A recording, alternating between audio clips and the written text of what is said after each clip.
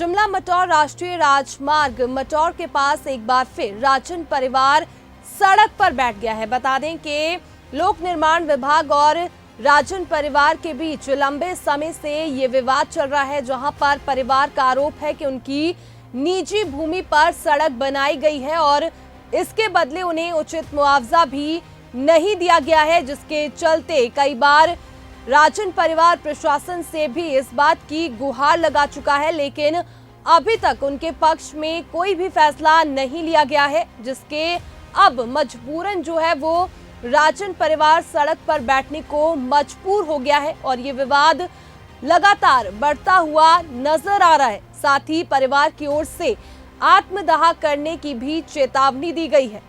हालांकि लोक निर्माण विभाग का कहना है कि ये भूमि पहले ही अधिग्रहित की जा चुकी है और इस पर सड़क निर्माण पूरी तरह से वैध है। वहीं सड़क मार्ग बंद होने से स्थानीय निवासी और यात्रियों को भारी परेशानियों का सामना करना पड़ रहा है। वाहनों की लंबी कतारें लग रही है और यातायात पूरी तरह से ठप हो गया है। बता दें कि सड़क पर एक तरफ बड़े बड़े पत्थर, डंडे और मिट्टी फेंक कर इसे बंद कर दिया गया है, तो वहीं बिलासपुर जिले के मंगरोट निवासी राजन कांत ने प्रशासन को चेतावनी दी है कि यदि उनकी समस्या का जल्द समाधान नहीं किया गया तो वे अपने परिवार सहित आत्मदाह करने को मजबूर हो जाएंगे।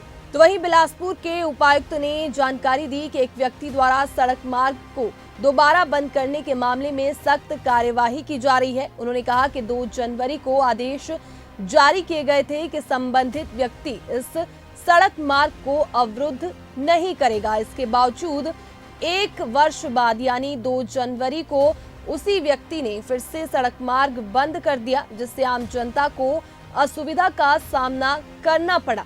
तो वहीं उपायुक्त ने स्पष्ट किया कि संबंधित व्यक्ति के खिलाफ सख्त कानूनी कार्यवाही की जाएगी। मामला ऐसा है कि हमने जमीन खरीदी थी 2009 में मंगरोट में, ठीक है। उसके बाद जब हमने वहाँ पे वेरीफाई करवाया तो ज़मीन जो है अभी रोड में है, ठीक है। फिर हमने तकसीम का केस किया तो आज से अभी तक ना तो तकसीम हुई है और जो डिमार्केशन हुई है तो पीडब्ल्यू विभाग के पास हमारी ज़मीन का जो है कब्जा पाया जाता है।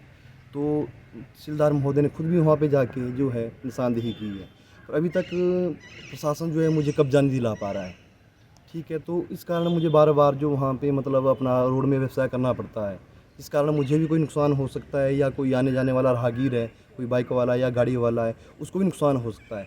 पर प्रशासन जो है लापरवाही बरत रहा है और हमारे मुख्यमंत्री महोदय सुखविंदर सिंह सुक्खू जी कहते हैं कि हमने गाइडलाइन बनाई है कि जल्द जल्द लोगों को लाभ मिले, ठीक है। जिसमें जो उन्होंने क्राइटेरिया किया हुआ है कि 3 महीने के अंदर, 6 महीने के अंदर और 1 साल के अंदर चाहे तकसीम है, निशानदेही, ऐसे जो मामले निपटाए जाएंगे।